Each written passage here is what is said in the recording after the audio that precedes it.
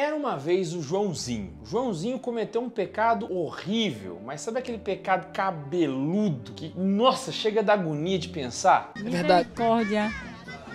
Essa é evangélica, eu. Então, ele cometeu esse pecado e pensou, meu Deus, preciso procurar a confissão, tô arrependido do que eu fiz. E logo ele levantou e partiu em direção à igreja, porque ele sabia que naquele horário ia ter confissão na paróquia. Afinal de contas, o pároco do Joãozinho é um bom pároco e tem horários de confissão para atender seus fiéis. Joãozinho, na ansiedade, saiu correndo em direção à rua, foi atravessando, passando por cima de velhinhas e cachorros e tudo que tinha no meio do caminho para poder chegar, enfim, na igreja. Acontece que no meio do caminho existiu uma grande avenida e Joãozinho, na ansiedade de se confessar logo, atravessou sem olhar para os dois lados. Pois é, mal sabia João que estava vindo uma Scania, um caminhão gigante que passou por cima dele e transformou o Joãozinho em carne moída. E infelizmente, Joãozinho não conseguiu chegar no confessionário.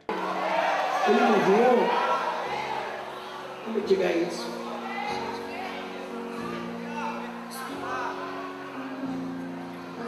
Eu sei, foi um tanto trágico a história.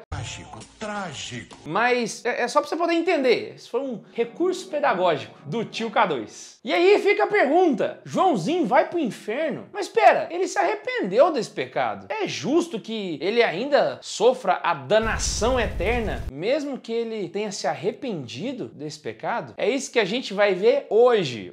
No Globo Repórter. O que é uma contrição perfeita, uma contrição imperfeita, como que a gente faz ela e para que ela funciona? Vamos tirar essa dúvida de uma vez por todas, mas só depois da vinheta.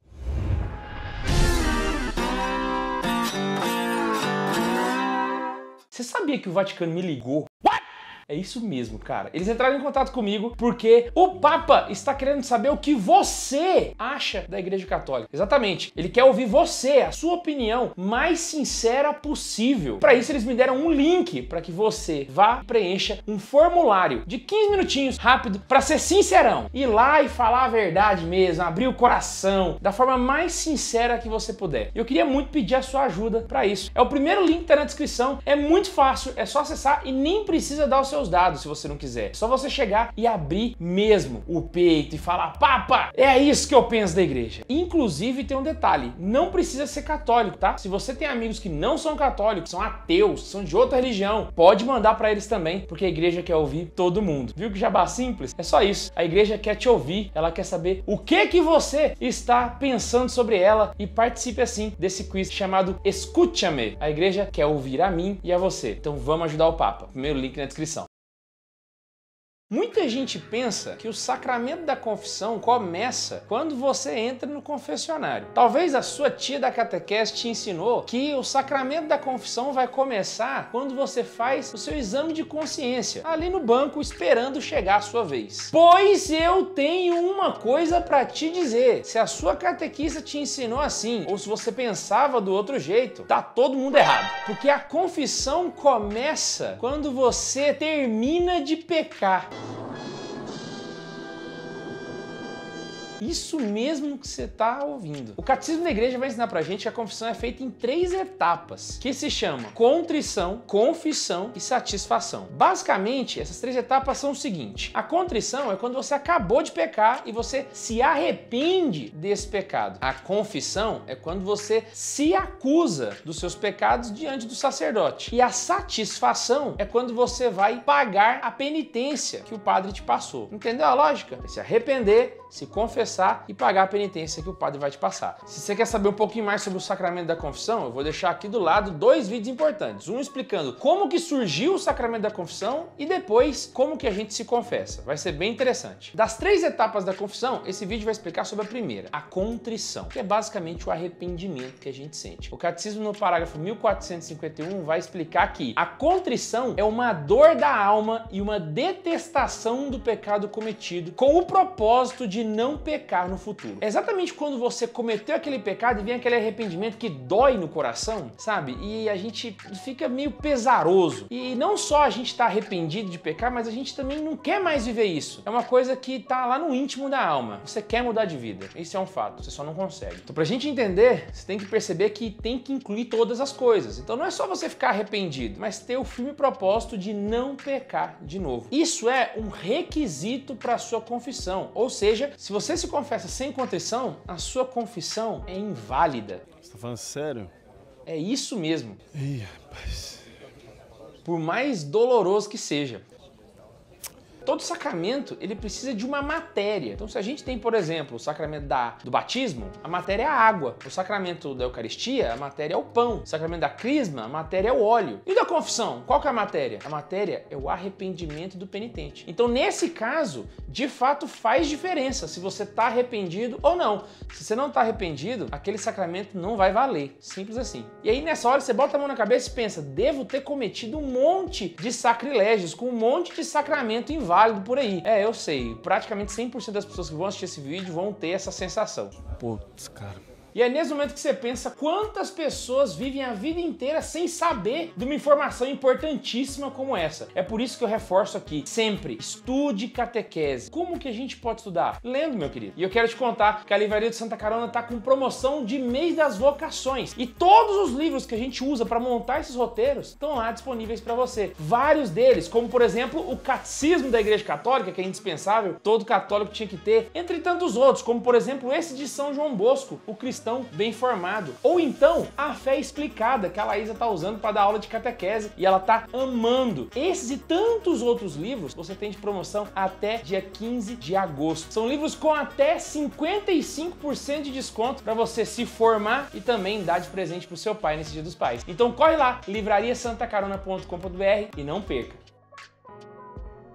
Então vem comigo que agora eu vou te explicar como que você consegue essa contrição ou qual contrição você conseguiu para você poder ter uma noção. A igreja ensina que existem dois tipos de contrição e a doutrina sobre isso tá lá no Concílio de Trento, mas o Catecismo da Igreja Católica também trata do assunto a partir do parágrafo 1451. A primeira delas a gente chama de contrição perfeita ou então contrição de caridade. A segunda se chama contrição imperfeita ou contrição por temor. Ou de uma maneira mais resumida, a igreja também chama de atrição. E a diferença das duas, basicamente, é o motivo pelo qual você sentiu ela. É o motivo que desencadeia essa contrição. Vou explicar. Na contrição imperfeita, o motivo de você estar arrependido é porque você está com medo de ir pro inferno. Então sabe quando você peca e fala, nossa, se eu morrer agora, eu vou estar em pecado mortal, eu vou pro inferno. E isso gera aquele medo em você? Isso a gente chama de contrição imperfeita. E já na contrição perfeita, o motivo que leva a ela é o amor a Deus. Você está arrependido porque você desagradou o Senhor e ofendeu Ele. Percebeu a diferença? Na contrição imperfeita, a gente está com medo do inferno. Na contrição perfeita, a gente está arrependido de ter desagradado a Deus. E todas elas são um dom, tanto a contrição imperfeita quanto a perfeita. Isso significa que somente com esforço pessoal você não consegue atingi-las. Você precisa pedir isso a Deus na oração. Percebeu o problema? Por isso que muitas vezes a gente pensa, nossa, eu não estou me arrependendo dos meus pecados, isso aí vai transformar meu sacramento inválido, que coisa horrorosa, como é que eu faço? Pois então, você tem que estar pedindo essa contrição em oração, para que Deus possa te dar ela como um dom. A mesma coisa funciona com a fé. A gente tem que pedir o dom da fé. Por isso que as pessoas que se convertem recebem um dom de Deus. Por isso que não faz sentido a gente querer converter os outros sem rezar por elas. Entendeu? O problema que a gente tem quando a gente não coloca oração na nossa vida cotidiana, então guarda isso. Tanto a atrição quanto a contrição dependem de oração, mas elas brotam de lugares distintos. A contrição perfeita, ela brota direto do amor de Deus. E por brotar direto do amor de Deus, ela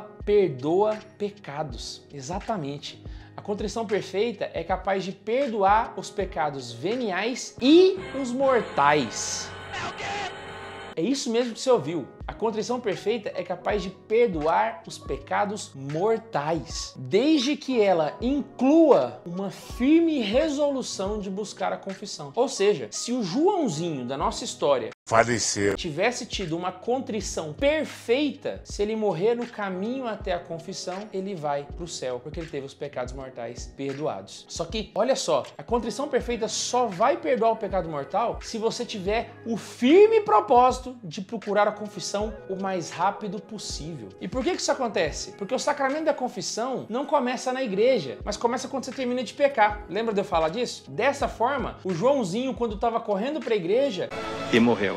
Ele já estava se confessando, ele só não conseguiu terminar o processo. Já a atrição ou a contrição imperfeita, ela não brota do amor de Deus, mas ela brota da consideração das penas graves que a gente cometeu e também do fato de lembrar que o inferno existe e está atrelado a esse pecado que a gente cometeu. Por conta disso, a atrição não é capaz de perdoar os pecados mortais, mas ele perdoa os pecados veniais. Inclusive, se você não sabe a diferença entre pecado mortal e venial, manda aqui embaixo que eu posso fazer um vídeo explicando. E assim como na contrição perfeita, o perdão desses pecados está condicionado ao firme propósito de se buscar a confissão. Ou seja, tanto a contrição perfeita quanto a imperfeita só vão perdoar esses pecados se você tiver o firme propósito de correr para a igreja. E é assim que a misericórdia de Deus acaba alcançando as pessoas que não têm acesso à confissão. Talvez alguém que está num lugar onde a igreja não está presente, ou talvez o padre só vai passar lá de mês em mês, ou talvez a pessoa que até está indo para a confissão próximo de casa, mas morre no meio do caminho. O sacramento da confissão, ela começa quando a gente termina de pecar. Então, se a gente faz uma contrição bem feita, isso já ajuda bastante para que nós possamos tentar reduzir os prejuízos dos nossos pecados. Medo da morte por si só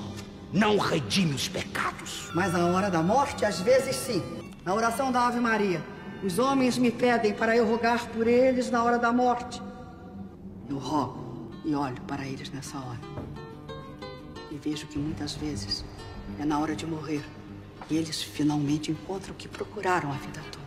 Inclusive é uma prática piedosa dos santos o ato de contrição antes de dormir, exatamente para que se acaso você morra dormindo, você tenha feito um ato de contrição e possa ter o perdão de seus pecados antes mesmo de receber o sacramento. Lembrando um detalhe, como eu falei que está condicionado, também não custa lembrar que as contrições não substituem o sacramento da confissão. Se você vira e fala, não, eu fiz uma contrição, vou deixar para confessar semana que vem, isso não vai dar certo, tá bom? Você vai morrer. Não vale tentar passar a perna em Deus, seu malandro. Se você quiser fazer um exame de consciência antes de dormir, eu vou deixar aqui embaixo um link com um exame bem feitinho para você fazer todos os dias. Porque afinal de contas, você não precisa fazer o exame de consciência só quando você chega na igreja, né, meu filho? Você pode já ir fazendo todo dia para garantir a vida eterna. E eu vou deixar aqui na descrição 4 atos de contrição para que você reze todos os dias. Esse ato de contrição também vale para você rezar no fim da confissão, mas se você quiser rezar todos os dias, eu indico muito, muito mesmo. Pois então, espero que você tenha entendido de fato o que é uma contrição perfeita e espero que isso possa te ajudar a garantir a sua vida eterna. Se você quiser saber mais sobre o assunto, eu tenho várias aulas no Catequese com Farofa tratando exatamente sobre isso e se você quer ter acesso a elas, é só ser membro do canal ou assistir toda segunda-feira, meio-dia e 15. Espero muito que você tenha gostado, não esquece de se inscrever nesse canal, clicar no joinha e a gente se encontra toda semana aqui no Santa Carona. Um beijo no coração e tchau!